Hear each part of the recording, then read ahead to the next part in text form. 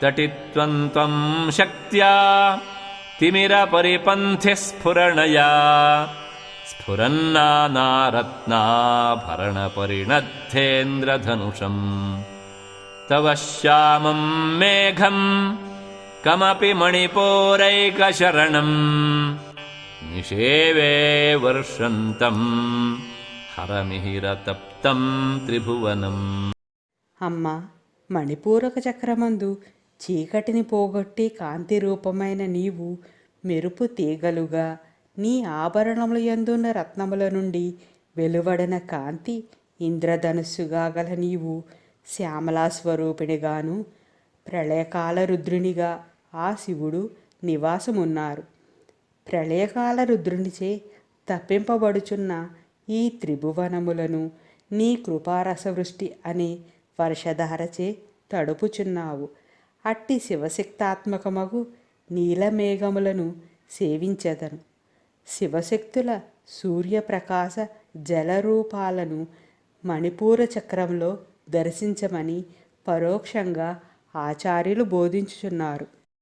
ఒక ఆధ్యాత్మిక సాధకుడి మనస్సు, ఆలోచనలు, కోరికలు లేని స్థితిలో జీవుడు లోపలికి మౌనంగా వెళ్ళినప్పుడు నిజమైన స్వరూప జ్ఞానం వెలుగుతూ ఉద్భవిస్తుంది. మనస్సు తన సహజ స్థితిలోకి లేదా మూలానికి వెళ్ళినప్పుడు మొదట అది చీకటిగా అనిపించవచ్చు. ఇది బయట నుండి ఒక ఇల్లులోకి నడిచినప్పుడు మొదట చీకటి అనిపించటానికి సమానం. అయితే క్రమంగా కన్నులు ఆ చీకటికి అలవాటు పడతాయి, అంతర్గతాన్ని స్పష్టంగా చూడగలుగుతాయి. అదేవిధంగా మనస్సు లోపలికి మెల్లగా లీనమైనప్పుడు మొదట శూన్యంగా అనిపించిన తరువాత ఆ అంతర్గత ప్రపంచం స్పష్టంగా కనిపించడం ప్రారంభమవుతుంది. ఈ శ్లోకములో కుండలినీ శక్తి మణిపూర చక్రం ద్వారా కదలికలో ఉండగా ఇంద్రధనుస్సు లాంటి రంగులు, రత్నాలు వలె ప్రకాశించే దృశ్యాలు, శక్తుల రూపంలో సిద్ధులు అనుభవంలోకి వస్తాయి. ఈ దశలో అమ్మవారిని ధ్యానించడం వల్ల ఆమె అనుగ్రహం వర్షించి శరీరము, మనస్సు శాంతిస్తాయి. అదే ఆత్మజ్ఞానానికి దారితీసే అద్భుతమైన దశ. తవాధారే మూలే సహసమయయా లాస్యపరయా నవాత్మానం మన్యే నవరసమహాతాండవనటం ఉభాభ్యామేతాభ్యాం ఉదయవిధిముద్దిశ్య దయయా సనాథాభ్యాం జజ్ఞే జనకజననీమజ్జగదిదం. అమ్మా, నీ యొక్క స్థానమైన మూలాధార చక్రమునందు లాస్యరూపమైన నృత్యముతో మిక్కిలి ఆసక్తిగల సమయ అనే పేరుగల ఆనంద భైరవితో కూడి నవరసములతో తాండవమును చేయునట్టి పరమశివుని నవాత్మకునిగా లేదా 9 రూపాలు గల ఆనంద భైరవునిగా తలుచుచున్నాను. సృష్టి, స్థితి మొదలైన కర్తవ్యాలను అనుసరించి అపార కరుణతో కూడుకున్న మీరిద్దరూ జగత్తుకు తల్లిదండ్రులుగా సాక్షాత్కరిస్తున్నారు. అమ్మవారు చేసే నృత్యాన్ని లాస్యము అని, అయ్యవారు చేసే నృత్యాన్ని తాండవము అని అంటారు. పరాశక్తి మూలాధార చక్రములో శివుడితో సహవాసం చేస్తూ సమయ అనే రూపంలో లాస్యము అనే తాండవ నృత్యం చేస్తుంది. మూలాధార చక్రం శరీరంలోని ప్రథమమైన శక్తి కేంద్రం. ఇది భూతత్వానికి ఆధారం. ఈ స్థలాన్ని కుండలినీ శక్తి నివాస స్థానంగా భావిస్తారు. అమ్మవారు ఇక్కడ లాస్యపరాయ్ అంటే ఆనందమయ నాట్య రూపంలో శివునితో సహా శక్తి స్వరూపంగా ఉన్నదని ఈ శ్లోకం చెప్తుంది. ఈ తాండవ నాట్యంలో నవరసాలు అంటే 9 రకాల భావాలు శృంగారం, వీరం, కరుణ, అద్భుతం, హాస్యం, భయం, రౌద్రం, బీభత్సం, శాంతం ప్రతిఫలిస్తాయి. ఈ నవరస మహాతాండవం ద్వారానే జగత్తు సృష్టి స్థితి లయం జరుగుతాయనే తాత్పర్యం. ఇది కేవలం భౌతిక నాట్యం కాదు. ఇది శక్తి శివుల ఐక్యతతో ఏర్పడే సృజనాత్మక శక్తిని సూచిస్తుంది. ఇందులో శివుడు మరియు శక్తి పరస్పర సహకారంతో జగత్తుకు తండ్రి తల్లి తత్వాలను అర్థవంతం చేస్తున్నారు. వీరి ఐక్యం వల్లే ప్రపంచం ఉద్భవించగలుగుతుంది. ఈ ఐక్యం ఎంతో దయతో సృజనశీలతతో జరిగిందని కూడా ఈ శ్లోకంలో స్పష్టతతో చెప్పబడుతుంది. శివుడిని మరియు దేవిని అంతర్గతంగా లేదా యంత్రాల సహాయంతో ఆరాధించడం చాలా ముఖ్యమైనది. ఇది అంతర్గత ఆరాధన. కానీ కౌల మార్గంలో మూలాధారాన్ని అంధకార ప్రాంతంగా పేర్కొంటారు. దీనిలో బిందువును త్రికోణంలో లేదా యోని రూపంలో బాహ్యంగా ఆరాధిస్తారు. గతైర్మాణిక్యత్వం గగనమణిభిः సాంద్రఘటితం కిరీటం తే హైమం హిమగిరిసుతే కీర్తయతి యః సనీడే యచ్ఛాయాచ్ఛురణశబలం చంద్రశకలం ధనుష్యౌనాసీరం కిమితి న నిబధ్నాతి ధిషణాం. ఓ హైమవతి, నీ శిరస్సును ధరించిన కిరీటమునందు ద్వాదశాదిత్యులు అత్యంత శక్తివంతులై నీ కిరీటములో మణుల వలె ఒదిగిపోయి వింత రంగులు వెదజల్లుతూ ప్రకాశిస్తున్నారు. కిరీటములోని చంద్రరేఖ ఈ ద్వాదశాదిత్యుల ప్రకాశముచే ఇంద్రధనుస్సు వలె వింత రంగులు వెదజల్లుతూ ఉన్నది. ఈ విధంగా కవీంద్రులకు గోచరమవుతుంది. ద్వాదశాదిత్యులు అంటే 1 ఇంద్రుడు, 2 దాత, 3 పర్జన్యుడు, 4 త్వష్ట, 5 పూష, 6 ఆర్యముడు, 7 బగుడు, 8 వివస్వంతుడు, 9 విష్ణువు, 10 అంశమంతుడు, 11 వర్ణుడు, 12 మిత్రుడు. ఈ శ్లోకాన్ని తాత్వికంగా పరిశీలిస్తే ఇది కేవలం ఒక భౌతిక కిరీట వర్ణన కాదని తెలుస్తుంది. దేవి తలపై మెరిసే బంగార కిరీటం బహుళ రత్నాలతో అలంకరించబడి ఆ కిరీటంలో నుండి తేజస్సు చంద్రునిపై పడినప్పుడు అది రంగురంగుల ఇంద్రధనుసులా కనిపిస్తుంది. ఇది దివ్య ప్రకాశానికి ప్రతీక.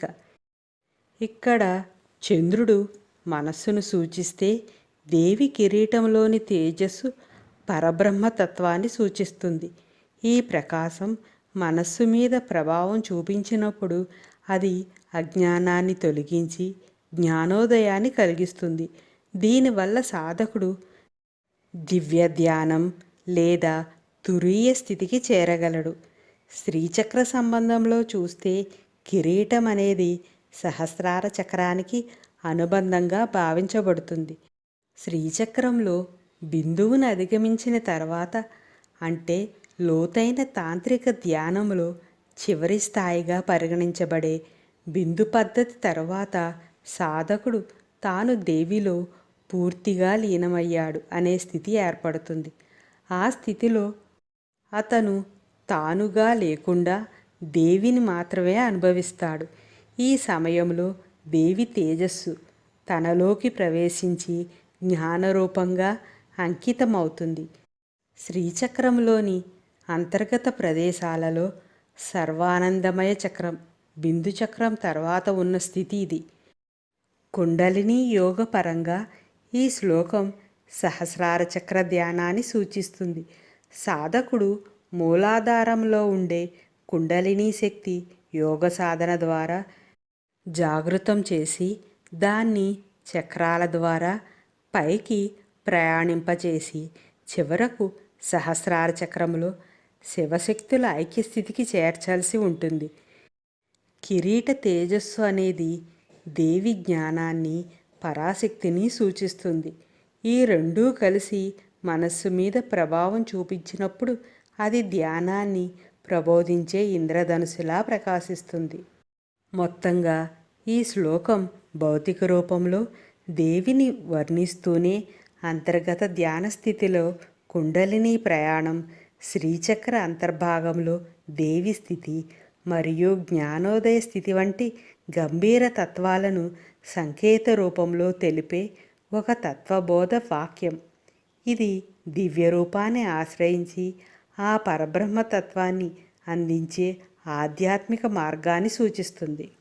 ధునోతుధ్వాంతం నః తులితదలితేందేవరవనం ఘనస్నిగ్ధశ్లక్ష్ణం చికురనికురుంబం తవ శివే యదీయం సౌరభ్యం సహజముపలబ్ధుం సుమనసో వసంత్యస్మిన్ మన్యే బలమథనవాటీ విటపినాం. అమ్మా పార్వతి, వికసించిన నల్ల కలువల వనమును పోలినవై, నల్లని మేఘముల వలె దట్టమై, నునుపుదనము మెత్తదనము కలిగిన నీ కేశపాసములు మా అజ్ఞానమును పోగొట్టుగాక. అట్టి నీ కేశపాసముల సహజ సౌరభము తాను ఆశ్రయించిన తరించటకు స్వర్గమందలి కల్పవృక్ష పుష్పములు ఆసక్తిగా ఎదురుచూస్తూ ఉంటాయి.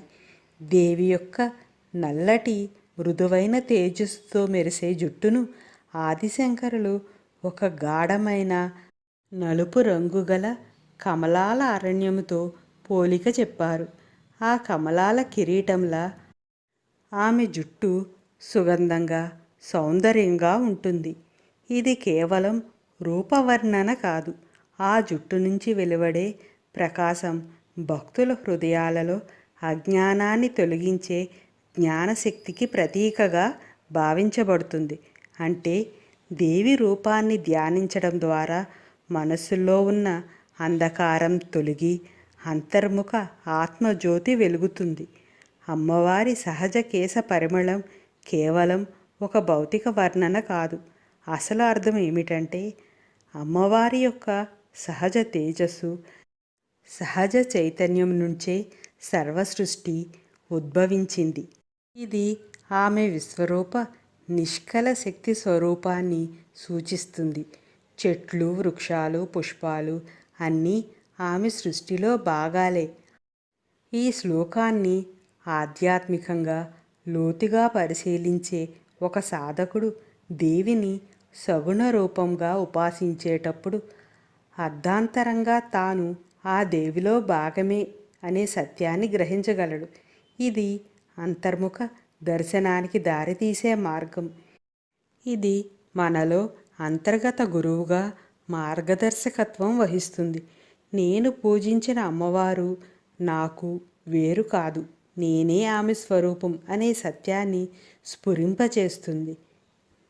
ఇక్కడ కుండలినీ శక్తి బుద్ధి, ఇంద్రియాలను నియంత్రిస్తూ ధ్యానాన్ని ఆజ్ఞాచక్రం మీద స్థిరపరిచినప్పుడు చైతన్య జ్యోతి వెలుగుతుంది. ఆ వెలుగు జ్ఞానస్వరూపిణిగా నాకు దేవి వేరుగా లేదు, ఆమె నాలోనే ఉన్నది, నాతోనే ఉంది అనే పూర్ణ జ్ఞానాన్ని ప్రబోధిస్తుంది. అప్పుడు అజ్ఞానం, అసత్యం అన్నీ తొలగిపోతాయి. ఆ సమయంలో వెలిసే పరిమళం అది భౌతిక వాసన కాదు, అది మన ఆత్మస్వరూప పరిమళం, జీవన లోతుల్లో దాగి ఉన్న దివ్య సుగంధం. ఈ ప్రక్రియలో సాధకుడు ఇక సాధకుడు కాదు, శక్తి ప్రతిబింబంగా మారతాడు. అతడు ఇప్పుడు ఆ పరబ్రహ్మ సత్యాన్ని ప్రదర్శించే దివ్య మాధ్యమంగా మారిపోతాడు. ఇదే సౌందర్యలహరి శ్లోకాల గంభీరత. రూపాన్ని ఆశ్రయించి ఆత్మానుభూతికి దారితీసే మార్గదర్శక తత్వసూత్రాలు.